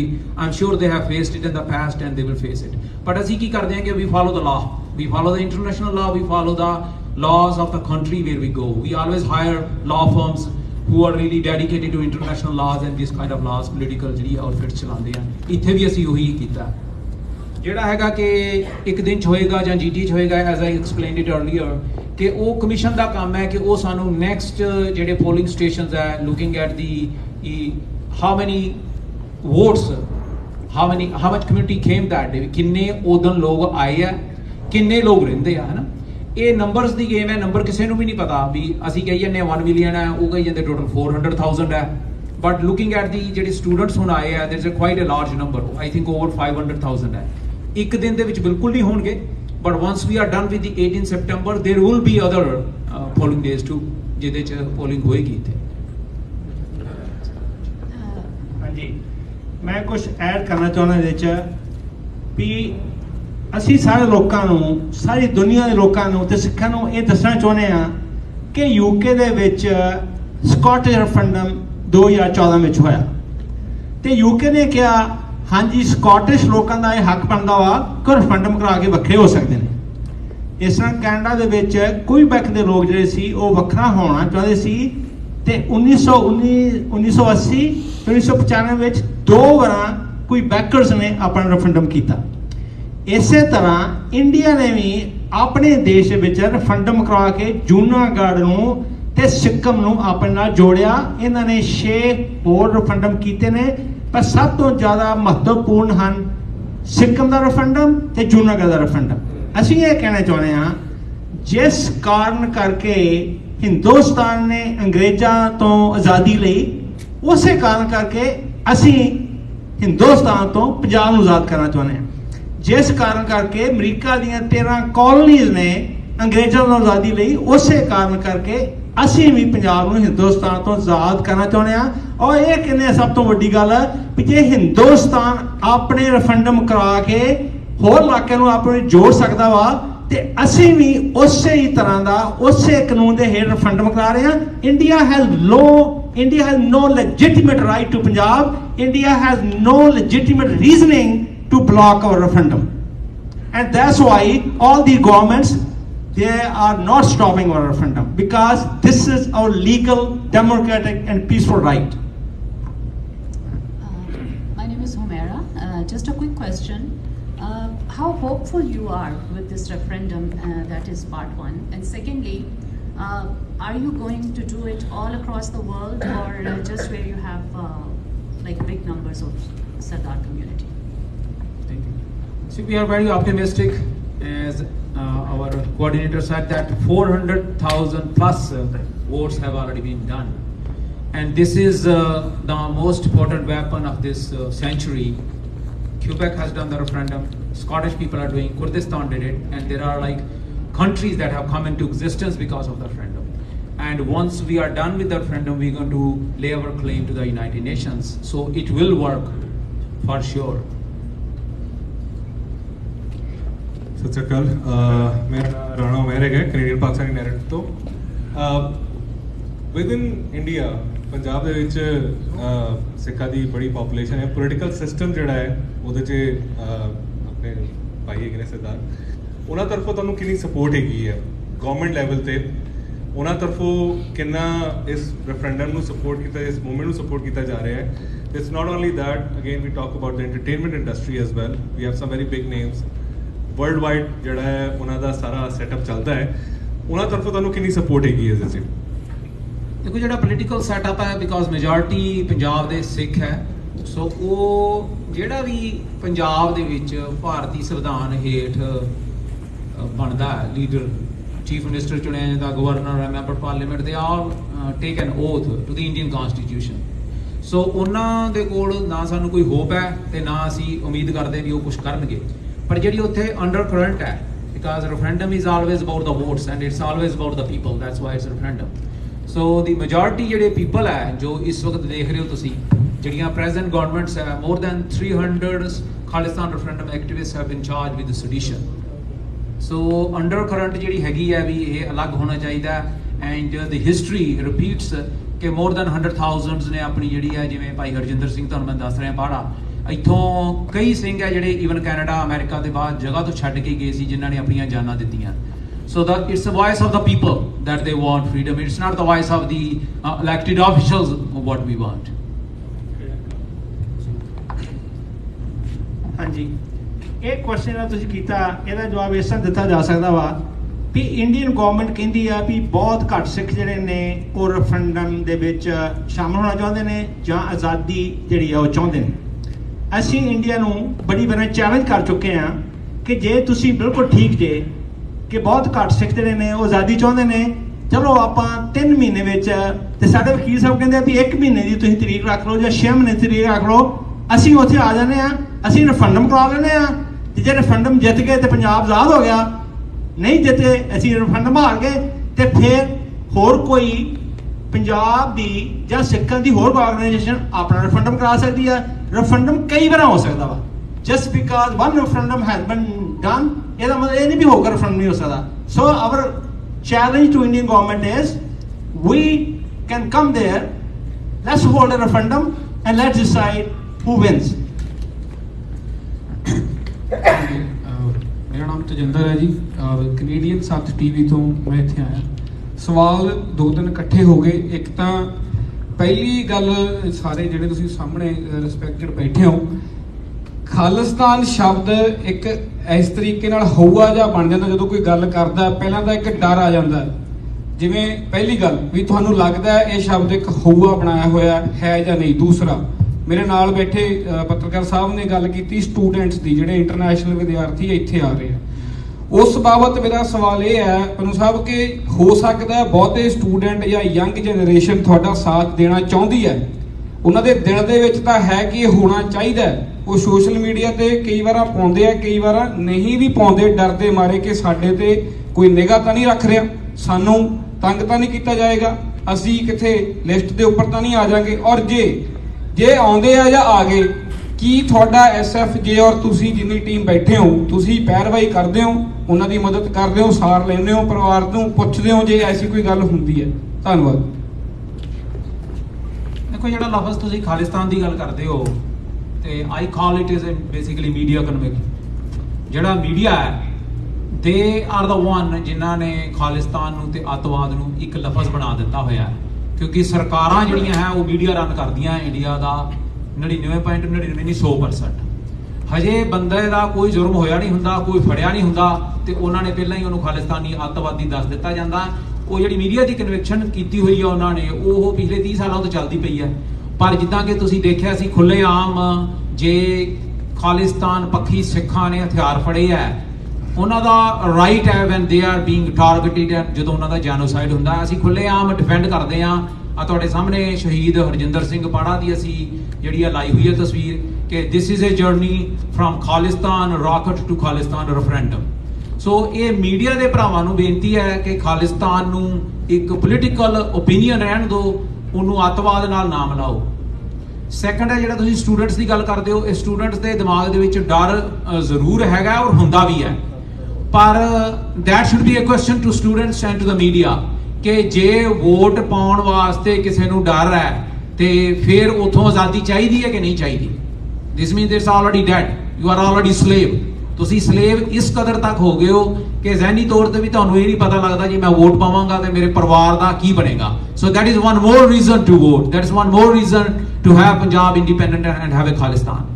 ਜਿਹੜੀ ਕਹਿੰਦੇ ਤੁਸੀਂ ਜੀ ਲੀਗਲ ਤੁਸੀਂ ਮਦਦ ਕੀ ਕਰੋਗੇ, ਜਿਹੜੇ ਪਿੱਛੇ ਖਾਲਿਸਤਾਨ ਰੈਫਰੈਂਡਮ ਐਕਟਿਵਿਸਟ ਫੜੇ ਜਾਂਦੇ ਆ, ਉਹਨਾਂ ਦੇ ਪਰਿਵਾਰਾਂ ਦੀ ਕਾਨੂੰਨੀ ਤੌਰ ਤੇ ਸਹਾਇਤਾ ਬਿਲਕੁਲ ਕੀਤੀ ਜਾਂਦੀ ਹੈ ਔਰ ਮਦਦ ਕੀਤੀ ਜਾਂਦੀ ਹੈ।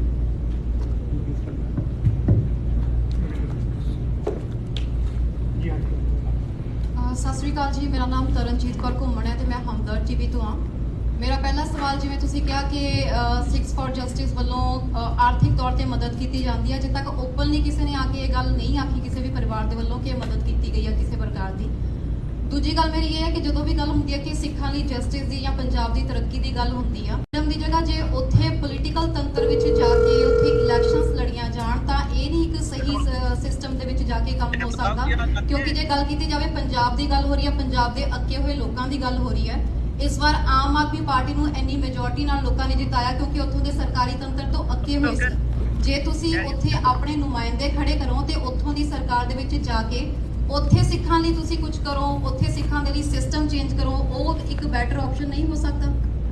ਹਾਂਜੀ, ਗੁੱਡ ਕੁਐਸਚਨਸ। ਪਹਿਲਾ ਕੁਐਸਚਨ ਹੁੰਦਾ ਹੈ ਵੀ ਜਿਹੜੇ ਲੋਕਾਂ ਨੂੰ ਮਦਦ ਮਿਲੀ ਆ ਉਹ ਆ ਕੇ ਓਪਨਲੀ ਨਹੀਂ ਕਹਿਣਾ ਚਾਹੁੰਦੇ। ਉਹ ਬੜੇ ਸਮਾਰਟ ਨੇ ਜੀ। ਉਹ ਕਿਉਂ ਕਹਿਣ ਆ ਕੇ ਵੀ ਸਾਨੂੰ ਮਦਦ ਮਿਲੀ ਆ? ਕਿਉਂਕਿ ਜਿਹੜਾ ਇੰਡੀਅਨ ਗਵਰਨਮੈਂਟ ਦਾ ਸਿਸਟਮ ਆ ਉਹਨਾਂ ਨੂੰ ਦਬਕਾਉਂਦਾ ਵਾ, ਧਮਕਾਉਂਦਾ ਵਾ, ਡਰਾਉਂਦਾ ਵਾ ਕਿ ਤੁਸੀਂ ਪੈਸੇ ਕਿਉਂ ਲਏ ਆ। So they are very smart and this is right thing to do. ਦੂਜੀ ਤੁਸੀਂ ਜਿਹੜੀ ਗੱਲ ਕਹੀ ਆ ਵੀ ਤੁਸੀਂ ਉੱਥੇ ਜਾ ਕੇ ਇਲੈਕਸ਼ਨ ਕਿਉਂ ਨਹੀਂ ਲੜਦੇ ਤੇ ਆਪਣੀ ਗਵਰਨਮੈਂਟ ਬਣਾ ਲਓ। ਪੰਜਾਬ ਦੇ ਵਿੱਚ 9 ਵਾਰਾਂ ਗਵਰਨਰ ਦਾ ਰੂਲ ਲੱਗਾ ਵਾ, ਕਿਉਂਕਿ ਜਦੋਂ ਸਿੱਖ ਆਪਣੇ ਹੱਕ ਮੰਗਦੇ ਨੇ ਤੇ ਪੰਜਾਬ ਅਸੈਂਬਲੀ ਜਿਹੜੀ ਆ ਉਹ ਡਿਸੋਲਵ ਕੀਤੀ ਜਾਂਦੀ ਹੈ। 3500 ਤੋਂ ਜ਼ਿਆਦਾ ਦਿਨਾਂ ਤੱਕ ਜਦੋਂ ਕਿ ਸਿੱਖ ਸਟਰੋਂਗ ਸੀ ਪੋਲੀਟੀਕਲੀ ਉੱਥੇ ਤੇ ਉਹ ਆਪਣੇ ਹੱਕ ਮੰਗਦੇ ਸੀ ਤੇ ਉਹ ਗਵਰਨਮੈਂਟ ਜਿਹੜੀ ਸੀ ਉਹ ਪੰਜਾਬ ਗਵਰਨਮੈਂਟ ਡਿਸੋਲਵ ਕਰ ਦਿੰਦੀ ਸੀ। ਹੁਣ ਜਦੋਂ ਅਸੀਂ ਆਪਣੇ ਉੱਥੇ ਹੱਕ ਮੰਗਦੇ ਆ ਤੇ ਸਾਡੇ ਤੇ ਯੂਆਪਾ ਥੱਲੇ ਸੈਡੀਸ਼ਨ ਦੇ ਸੈਸੈਸ਼ਨ ਦੇ ਚਾਰਜ ਕੀਤੇ ਜਾਂਦੇ ਨੇ ਤੇ you have no access to the law. ਨਾ ਤੁਹਾਨੂੰ ਕੋਈ ਵਕੀਲ ਮਿਲ ਸਕਦਾ, ਨਾ ਤੁਹਾਨੂੰ ਕੋਈ ਜੱਜ ਦਾ ਸੁਣਨ ਨੂੰ ਤਿਆਰ ਆ, ਨਾ ਹੀ ਤੁਸੀਂ ਕੇਸ ਲੜ ਸਕਦੇ ਜੀ। ਇਸ ਕਰਕੇ ਪੰਜਾਬ ਦੀਆਂ ਗਵਰਨਮੈਂਟਾਂ ਜਿਹੜੀਆਂ ਨੇ, ਪਹਿਲੀ ਗੱਲ ਤਾਂ ਇੰਡੀਅਨ ਗਵਰਨਮੈਂਟ ਤੁਹਾਨੂੰ ਕੁਝ ਨਹੀਂ ਦੇਣਾ ਚਾਹੁੰਦੀ। ਨਾ ਤੁਹਾਡਾ ਪਾਣੀ ਤੁਹਾਨੂੰ ਦੇਣਾ ਚਾਹੁੰਦੀ ਆ, ਨਾ ਤੁਹਾਡੀ ਬਿਜਲੀ ਦੇਣਾ ਚਾਹੁੰਦੀ ਆ, ਨਾ ਤੁਹਾਡੇ ਇਕਨੋਮਿਕ ਸੋਰਸ ਦੇਣਾ ਚਾਹੁੰਦੀ ਆ। ਦੂਜੀ ਗੱਲ ਆ, ਨਾ ਹੀ ਕੋਈ ਪੰਜਾਬ ਦੀ ਗਵਰਨਮੈਂਟ ਤੁਹਾਨੂੰ ਕੁਝ ਲਿਖ ਕੇ ਦੇ ਸਕਦੀ ਆ ਕਿ ਉਹਨਾਂ ਦੇ ਉੱਤੇ ਵੀ ਇੰਡੀਅਨ ਗਵਰਨਮੈਂਟ ਦਾ ਰੂਲ ਆ ਤੇ ਉਹੋ ਹੀ ਹੁੰਦਾ ਜੋ ਇੰਡੀਅਨ ਗਵਰਨਮੈਂਟ ਕਰਦੀ ਕਰਾਉਂਦੀ ਆ। ਇਸ ਕਰਕੇ ਦੈਟਸ ਨਾਟ ਵੈਲਿਡ ਆਪਸ਼ਨ।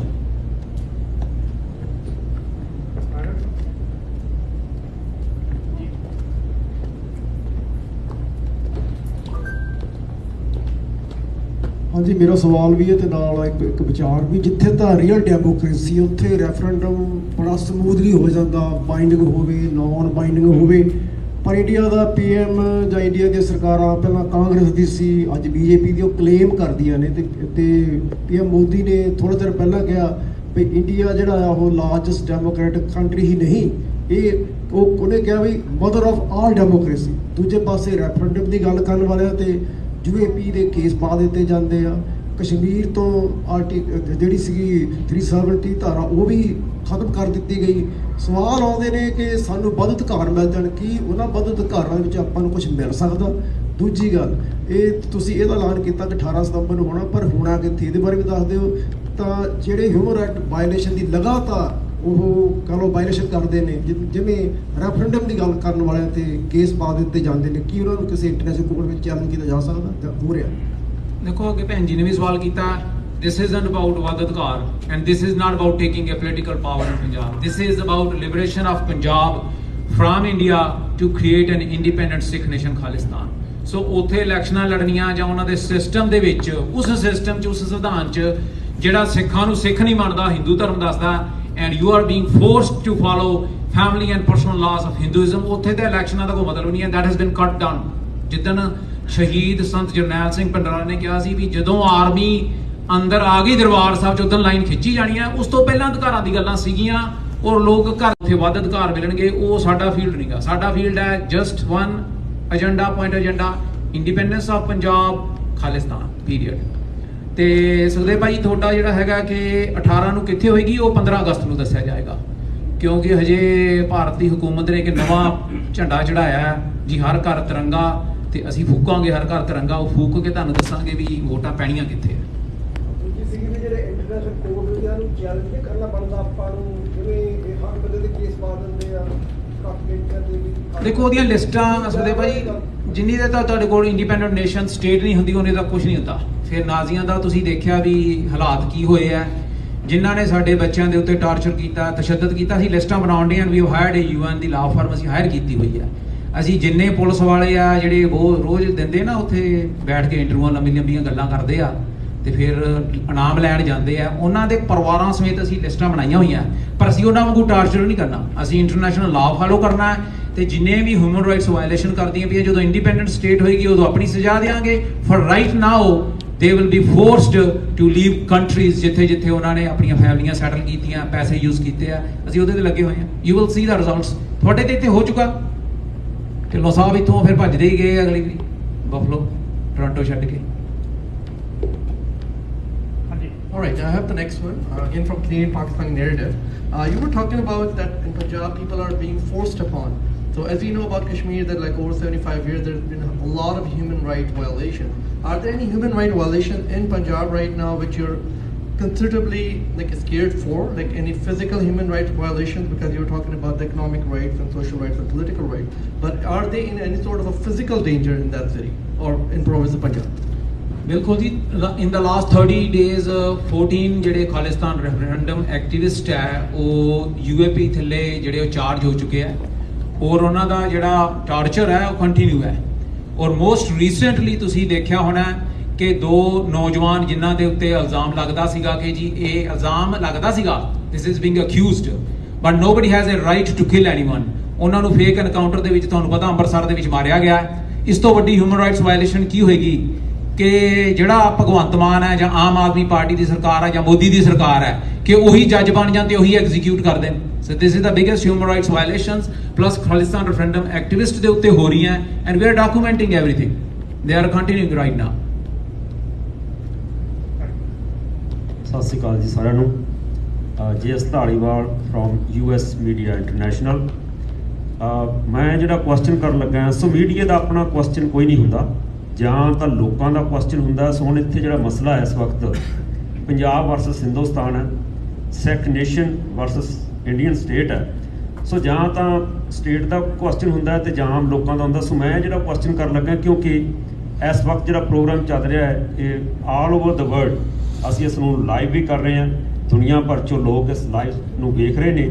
ਔਰ ਮੈਨੂੰ ਇੱਦਾਂ ਮਹਿਸੂਸ ਹੋ ਰਿਹਾ ਹੈ ਕਿ ਕਈ ਵਾਰੀ ਕੁਝ ਮੀਡੀਆ ਵਾਲੇ ਵੀ ਜਿਹੜੇ ਉਹਨਾਂ ਨੂੰ ਵੀ ਕੁਝ ਜਿਹੜਾ ਹੁੰਦਾ ਹੈ ਕਿ ਉਹਨਾਂ ਨੂੰ ਵੀ ਜਿਹੜਾ ਨੌਲੇਜ ਹੋਰ ਮਿਲੇ। ਸੋ ਪਹਿਲਾ ਕੁਐਸਚਨ ਤਾਂ ਮੇਰਾ ਕੈਨੇਡਾ ਦੇ ਵਿੱਚ ਰਹਿ ਰਹੇ, ਕਿਉਂਕਿ ਇੱਕ ਸੈਕੰਡ ਪੰਜਾਬ ਹੈ ਜਦੋਂ ਅਸੀਂ ਕੈਨੇਡਾ ਦੀ ਗੱਲ ਕਰਦੇ ਹਾਂ।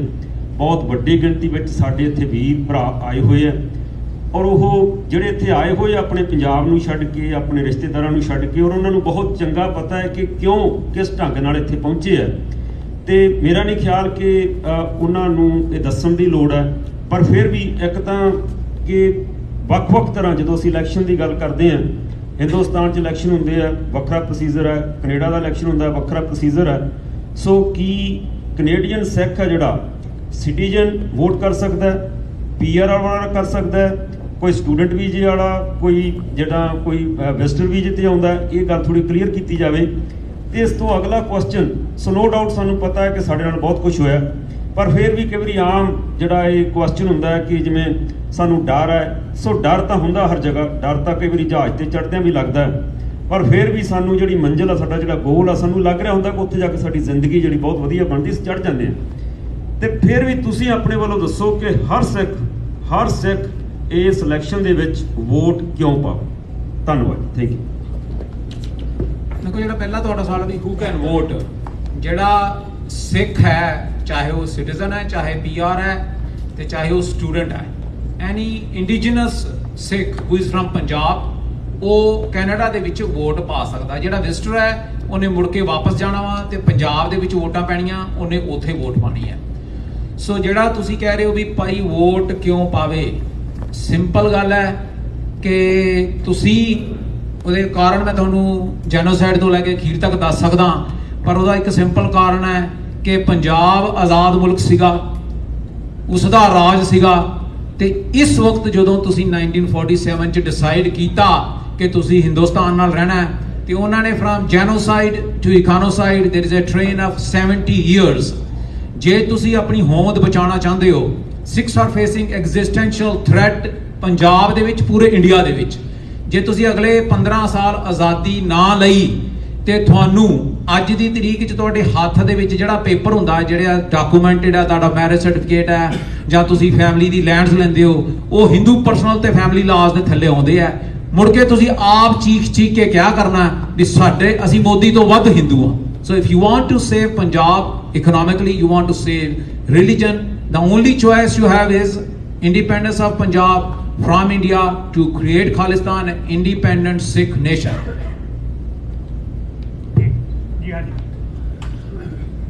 जी, मेरा क्वेश्चन है सर जी कि ਤੁਹਾਨੂੰ ਪਤਾ ਹੈ ਇੱਥੇ ਤੁਹਾਡਾ ਬੜਾ, ਜਿਸ ਤਰ੍ਹਾਂ ਮੈਂ ਪਹਿਲੇ ਵੀ ਕਿਹਾ ਕਿ ਤੁਹਾਡਾ ਬੜਾ ਸਟਰੋਂਗ ਵੌਇਸ ਇੱਥੇ ਕੈਨੇਡੀਅਨ ਪਾਰਲੀਮੈਂਟ ਵਿੱਚ ਹੈ, ਤੇ ਪਹਿਲੇ ਪ੍ਰਾਈਮ ਮਿਨਿਸਟਰ ਜਸਟਿਨ ਟਰੂਡੋ ਵੀ ਉੱਥੇ ਗਿਆ ਹੈ ਤੁਹਾਡੇ, ਇੰਡੀਆ ਲੈ ਕੇ ਗਿਆ ਹੋ ਤੁਸੀਂ, ਤੇ ਤੁਹਾਡਾ ਬੜਾ ਅੱਛਾ ਉਹਦੇ ਨਾਲ ਇੱਕ ਕਨੈਕਸ਼ਨ ਵੀ ਹੈ। ਤੇ ਤੁਸੀਂ ਕੋਈ ਅਪੀਲ ਕੀਤੀ ਹੈ, ਕੋਈ ਪਟੀਸ਼ਨ ਫਾਈਲ ਕੀਤੀ ਹੈ ਤੇ ਹਿਊਮਨ ਰਾਈਟਸ ਦੇ ਹਵਾਲੇ ਨਾਲ ਮੈਂ ਗੱਲ ਕਰ ਰਿਹਾ। Like on times, different times, ਜਦੋਂ ਕੋਈ ਨਾ ਕੋਈ ਇਸ਼ੂ ਆਉਂਦਾ ਹਿਊਮਨ ਰਾਈਟਸ ਵਾਇਲੇਸ਼ਨ ਦਾ, ਫਾਰਮਰਸ ਦਾ ਆਇਆ ਸੀ, ਜਾਂ 1984 ਜੈਨੋਸਾਈਡ ਦਾ ਹੁੰਦਾ, we definitely approach the governments and we did approach PM Trudeau in the past and we have the responses also. But ਜਿਹੜੀ ਆਜ਼ਾਦੀ ਹੁੰਦੀ ਹੈ ਉਹ ਆਵਾਮ ਨੂੰ ਚਾਹੀਦੀ ਹੁੰਦੀ ਹੈ, ਉਹ ਸਿੱਖ ਨੂੰ ਚਾਹੀਦੀ ਹੈ, ਉਹ ਸਿੱਖ ਨੇ ਗੱਲ ਕਰਨੀ ਹੈ, ਟਰੂਡੋ ਨੇ ਨਹੀਂ ਦਵਾਣੀ। ਇਹ ਜਿਹੜਾ ਨੈਰੇਟਿਵ ਹੈ ਜੀ, ਅਸੀਂ ਇਹਨਾਂ ਸਰਕਾਰਾਂ ਦੇ ਕੋਲ ਚਿੱਠੀ ਪੱਤਰ ਪਾਈ ਚੱਲੀਏ, ਮੰਗ ਪੱਤਰ ਪਾਈ ਚੱਲੀਏ, ਇਹਨਾਂ ਸਰਕਾਰਾਂ ਨੂੰ ਤਾਂ ਸਿੱਖਾਂ ਨੇ ਆਜ਼ਾਦ ਕਰਾਇਆ ਫਸਟ ਵਰਲਡ ਵਾਰ ਤੇ ਸੈਕੰਡ ਵਰਲਡ ਵਾਰ 'ਚ, ਇਹ ਆਪਾਂ ਨੂੰ ਕੀ ਆਜ਼ਾਦ ਕਰਾਉਣਗੇ? ਆਜ਼ਾਦੀ ਤੁਹਾਨੂੰ ਆਪ ਨੂੰ ਲੈਣੀ ਪੈਣੀ ਹੈ। ਔਰ ਜਿੱਦਣ ਤੁਸੀਂ ਆਪਣਾ ਰੈਫਰੈਂਡਮ ਕਰਵਾ ਲਿਆ, when you have A claim, you are will be in position, ਜੇ ਟਰੂਡੋ ਸਾਹਿਬ ਨਹੀਂ ਕਰਨਗੇ ਅਗਲੀ ਵਾਰੀ ਪ੍ਰਾਈਮ ਮਿਨਿਸਟਰ ਨਹੀਂ ਬਣਨਗੇ, ਇਹ ਨੋਟ ਕਰ ਲਿਓ ਮੇਰੀ ਗੱਲ। ਜੇ ਟਰੂਡੋ ਸਾਹਿਬ ਨੇ ਅਗਲੀ ਵਾਰੀ ਪ੍ਰਾਈਮ ਮਿਨਿਸਟਰ ਬਣਨਾ ਹੈ, ਉਹਨਾਂ ਨੂੰ ਇਸ ਮੁੱਦੇ ਤੇ ਬੋਲਣਾ ਪੈਣਾ। ਜੇ ਅਮਰੀਕਾ ਦੇ ਵਿੱਚ ਚਾਹੇ ਡੈਮੋਕ੍ਰੈਟਸ ਹੈ ਚਾਹੇ ਰਿਪਬਲਿਕਨਸ ਹੈ, 2024 ਤੋਂ ਬਾਅਦ ਜੇ ਉਹਨਾਂ ਨੇ ਪਾਵਰ 'ਚ ਰਹਿਣਾ, ਉਹਨਾਂ ਨੂੰ ਸਿੱਖਾਂ ਦੀ ਮਦਦ ਕਰਨੀ ਪੈਣੀ ਹੈ। ਅਸੀਂ ਇਹ ਨਹੀਂ ਕਹਿੰਦੇ ਇੰਡੀਆ ਦੇ ਉਲਟ ਹੋਵੋ, ਦਿਸ ਇਜ਼ ਆਵਰ ਰਾਈਟ, ਇਹ ਸਾਡਾ ਰਾਈਟ ਹੈ। ਔਰ UN ਦੀਆਂ ਤੁਸੀਂ ਕਨਵੈਨਸ਼ਨ ਸਾਈਨ ਕੀਤੀਆਂ ਹੋਈਆਂ, and we are strong in 15 countries. ਜੇ ਉਹਨਾਂ ਨੇ ਆਪਣੀਆਂ ਸਰਕਾਰਾਂ ਜਿਹੜੀਆਂ ਰੱਖਣੀਆਂ, they have to be pro Sikh, they have to be pro Sikh rights. ਮੇਰਾ ਕੁਐਸਚਨ ਇਹ ਹੈਗਾ ਜੀ ਕਿ ਸਾਰੀ ਦੁਨੀਆ ਦੇ ਵਿੱਚ ਤੁਸੀਂ ਕੋਸ਼ਿਸ਼ ਕਰ ਰਹੇ ਹੋ, ਇਹ ਦੱਸੋ ਪਾਕਿਸਤਾਨ ਦੇ ਵਿੱਚ ਤੁਹਾਡੀ ਕਿੰਨੀ ਕਮਿਊਨਿਟੀ ਹੈਗੀ, ਔਰ ਉਹਨਾਂ ਦਾ ਕੀ ਮੰਨਣਾ ਹੈਗਾ ਕਿ ਤੁਹਾਨੂੰ ਉਹ ਕਿਸ ਤਰ੍ਹਾਂ ਸਪੋਰਟ ਕਰਨਗੇ? ਕਿਉਂਕਿ ਇੰਡੀਅਨ ਗਵਰਨਮੈਂਟ ਤੇ ਹਮੇਸ਼ਾ ਕਹਿੰਦੀ ਹੈ ਕਿ ਉਹਨਾਂ ਦੇ ਇਦਾਰੇ ਔਰ ਲੋਕ ਜਿਹੜੇ ਨੇ ਉਹ ਸਪੋਰਟ ਕਰਦੇ ਨੇ ਖਾਲਿਸਤਾਨੀਆਂ ਨੂੰ। ਤੁਸੀਂ ਐਕਚੁਅਲ ਪੋਜੀਸ਼ਨ ਦੱਸ ਦਿਓ। ਦੇਖੋ, ਅਸੀਂ ਜਿਹੜੀ ਵੀ ਪੋਜੀਸ਼ਨ ਰਨ ਕਰਦੇ ਪਏ ਆ, ਜਿਹੜੀ ਕੰਪੇਨ ਮੂਵਮੈਂਟ ਖਾਲਿਸਤਾਨ ਰੈਫਰੈਂਡਮ ਦੀ, ਹੁਣ ਨਿਊਯਾਰਕ 'ਚ ਆਫਿਸ ਹੈ, ਵਾਸ਼ਿੰਗਟਨ DC 'ਚ ਆਫਿਸ ਹੈ, ਟੋਰਾਂਟੋ 'ਚ ਹੈ, UK 'ਚ ਹੈ, ਸਵਿਟਜ਼ਰਲੈਂਡ 'ਚ ਹੈ, ਲਾਹੌਰ ਤੋਂ ਤੇ ਅਸੀਂ ਰਨ ਕਰਦੇ ਨਹੀਂ। ਸੋ ਉਹ ਹੈਗੀ ਇੰਡੀਆ ਦੀ ਆਪ ਦੀ ਪ੍ਰੋਬਲਮ ਕਿ ਉਹਨਾਂ ਨੂੰ ਪਾਕਿਸਤਾਨ ਜਿਹੜਾ ਹੈ ਉਹ ਇੱਕ ਹਵਾ ਦਿਸਦਾ, ਮਾੜਾ ਦਿਸਦਾ, ਉਹ ਕਹਿੰਦੇ ਚਲੋ ਇਹਦੇ ਤੇ ਇਲਜ਼ਾਮ ਲਾ ਦਿਓ। ਕੈਨੇਡਾ ਤੇ ਕਿਉਂ ਨਹੀਂ ਲਾਉਂਦੇ ਫਿਰ ਇਲਜ਼ਾਮ ਉਹ? ਤੁਹਾਡੇ ਇੱਥੇ ਸੀਸਸ ਤੇ ਕਿਉਂ ਨਹੀਂ ਲਾਉਂਦੇ? ਸਾਡੇ ਉੱਥੇ CIA ਤੇ ਕਿਉਂ ਨਹੀਂ ਲਾਉਂਦੇ ਜੀ? ਇਹਨਾਂ ਨੂੰ ਰਨ ਕਰਦੀ ਹੈ ਜਿੱਥੋਂ ਅਸੀਂ ਰਨ ਕਰਦੇ ਹਾਂ, ਜਿੱਥੇ ਸਾਡੇ ਬੈਂਕਸ ਅਕਾਊਂਟਸ ਹੈਗੇ ਆ, ਐਂਡ ਐਵਰੀਬਾਡੀ ਨੋਜ਼ ਵੀ ਅਸੀਂ ਕਿੱਥੋਂ ਰਨ ਕਰਦੇ ਹਾਂ। ਸੈਕੰਡ ਗੱਲ ਹੈ, ਸਿੱਖ ਚਾਹੇ ਪਾਕਿਸਤਾਨ ਦਾ ਤੇ ਚਾਹੇ ਕੈਨੇਡਾ ਦਾ ਚਾਹੇ UK ਦਾ, ਉਹ ਚਾਹੁੰਦਾ ਹੈ ਕਿ ਜਿਹੜਾ ਪੰਜਾਬ ਹੈ ਇਸ ਵਕਤ ਭਾਰਤੀ ਕਬਜ਼ੇ ਵਾਲਾ। And it's a good question ਕਿ ਅਸੀਂ ਇੱਥੇ ਮੈਪ ਰਿਲੀਜ਼ ਕਰ ਰਹੇ ਹਾਂ। ਡਾਕਟਰ ਸਾਹਿਬ ਥੋੜੀ ਜਿਹੀ ਜਗ੍ਹਾ ਦੇ ਆ ਤੁਸੀਂ ਦੇਖ ਸਕਦੇ ਹੋ ਕਿ this is the area which has been marked for secession through Khalistan referendum from India. ਇਹ ਉਹ ਪੰਜਾਬ ਹੈ ਜਿਹੜਾ ਕਿ 1966 ਤੱਕ ਇਕੱਠਾ ਸੀ। So this is the Punjab and Shimla will be the headquarter. Shimla ਜਿਹੜੀ ਹੈ ਉਹ ਕੈਪੀਟਲ ਹੋਏਗੀ ਉਸ ਨਵੇਂ ਪੰਜਾਬ ਦੀ, ਉਸ ਨਵੇਂ ਆਜ਼ਾਦ ਖਾਲਿਸਤਾਨ ਦੀ। ਪੰਨੂ ਜੀ, ਤੁਸੀਂ ਪਹਿਲਾਂ ਭਾਈ ਪੁੱਛਿਆ ਤੁਹਾਡੇ ਕੋਲੋਂ, ਤੁਸੀਂ ਕਹਿ ਰਹੇ ਸੋ ਕਿ ਪੰਜਾਬ ਵਿੱਚ ਜਿਹੜੇ ਸਿੱਖ ਹਨ ਤੁਸੀਂ ਉਹਨਾਂ ਕੋਲੋਂ ਰੈਫਰੈਂਡਮ ਉਹ ਸ਼ਾਮਲ ਹੋ ਸਕਦੇ ਹਨ, ਔਰ ਬਾਹਰ ਵੀ ਦੁਨੀਆ ਜਿਤਨੇ ਸਿੱਖ ਬਰਾਦਰੀ ਹੈ, ਸਿੱਖ ਭਾਈ ਭੈਣਾਂ ਉਹ ਇਸ ਤੁਹਾਡੇ ਰੈਫਰੈਂਡਮ ਵਿੱਚ ਪਾਰਟਿਸਿਪੇਟ ਕਰ ਸਕਦੇ ਹਨ।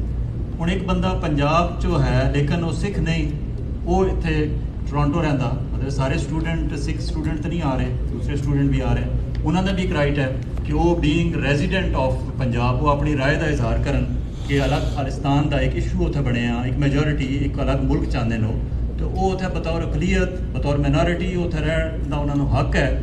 ਔਰ ਤੁਹਾਡੇ ਗੁਰੂ ਬਾਬਾ ਜੀ ਤੁਹਾਨੂੰ ਉਹਨਾਂ ਇਸ ਤਰ੍ਹਾਂ ਬੜੀ ਤਾਲੀਮ ਉਹਨਾਂ ਦੀ ਕਿ ਸਾਰੀ ਦੂਸਰੀ ਅਕਲੀਅਤਾਂ ਨਾਲ ਤੁਸੀਂ ਪਿਆਰ ਮੁਹੱਬਤ ਨਾਲ ਰਹਿਣਾ, ਤੇ ਤੁਸੀਂ ਉਹਨਾਂ ਵਾਸਤੇ ਦਰਵਾਜ਼ੇ ਬੰਦ ਨਹੀਂ ਕਰ ਰਹੇ। ਉਹ ਵੀ ਤੁਹਾਡੇ ਰੈਫਰੈਂਡਮ ਵਿੱਚ ਆ ਕੇ ਪਾਰਟਿਸਿਪੇਟ ਕਰ ਸਕਦੇ ਹਨ if they can prove that they are resident of ਦੀ ਪੰਜਾਬ। ਦੇਖੋ ਉਹਦੇ 'ਚ ਥੋੜੀ ਹੋ ਸਕਦਾ ਥੋੜੀ ਕਮਿਊਨੀਕੇਸ਼ਨ ਦਾ ਇਸ਼ੂ ਹੋਵੇ। ਜਿਹੜਾ ਬਾਹਰ ਹੈ ਆਲ ਓਵਰ ਗਲੋਬਲ ਉਹ ਸਿਰਫ ਸਿੱਖ ਕਰ ਸਕਦਾ ਹੈ। ਜਦੋਂ ਪੰਜਾਬ ਦੇ ਵਿੱਚ ਰੈਫਰੈਂਡਮ ਹੋਣਾ ਹੈ, any indigenous person of Punjab whether he is a Sikh, Hindu, Christian, Muslim, ਉਹ ਸਾਰੇ ਵੋਟ ਪਾਉਣਗੇ। ਉਹਨਾਂ ਦਾ ਹੱਕ ਹੈ ਪੰਜਾਬ ਦੇ ਉੱਤੇ, ਕਿਉਂਕਿ ਭਾਰਤ ਸਿੱਖ ਤਾਂ ਕਰ ਸਕਦਾ ਕਿਉਂਕਿ 80% ਤੋਂ ਜ਼ਿਆਦਾ ਜਿਹੜੇ ਸਿੱਖ ਹੈ 1984 ਤੋਂ ਬਾਅਦ ਦੀ ਜਸਟ ਕੇਮ ਆਊਟ ਕਿਉਂਕਿ ਉਹਨਾਂ ਦੀ ਹਿਊਮਨ ਰਾਈਟਸ ਵਾਇਲੇਸ਼ਨਸ ਹੋ ਰਹੀਆਂ ਸੀ, ਜੈਨੋਸਾਈਡ ਹੋ ਰਿਹਾ ਸੀ, ਦੇ ਵਰ ਫੇਸਿੰਗ ਪਰਸੀਕਿਊਸ਼ਨ ਓਵਰ ਦੇਅਰ। ਜਿਹੜਾ ਹਿੰਦੂ ਹੈ ਉਹਨੇ ਪਰਸੀਕਿਊਸ਼ਨ ਨੂੰ ਨਹੀਂ ਬਾਹਰ ਆ ਰਿਹਾ, ਉਹ ਤਾਂ ਖੁਸ਼ੀ ਨੂੰ ਬਾਹਰ ਆ ਰਿਹਾ। ਉਹਨਾਂ ਦੇ ਕੋਲ ਤਾਂ ਪੂਰਾ ਦੇਸ਼ ਹੈਗਾ, ਉਹ ਉਹਨਾਂ ਨੂੰ ਖੁਸ਼ੀ ਨਾਲ ਉੱਥੇ ਰਹਿਣਾ ਚਾਹੀਦਾ। ਬਾਹਰ they do not have a right, but in Punjab once in 26 January ਜਦੋਂ ਅਸੀਂ ਕਰਾਉਣੀਆਂ they have the right, full right as a Sikh, as a Hindu, as a Muslim they will be able to vote। 26 January 2023 ਜੀ ਪੰਜਾਬ ਦੇ ਵਿੱਚ ਸ਼ੁਰੂਆਤ ਹੋ ਰਹੀ ਹੈ। ਜੀ ਕਿਸੇ ਹੋਰ ਆਈ ਕੈਨ ਨੰਬਰ ਸਵਾਲ ਹੋਏ? ਹਾਂਜੀ ਹਾਂਜੀ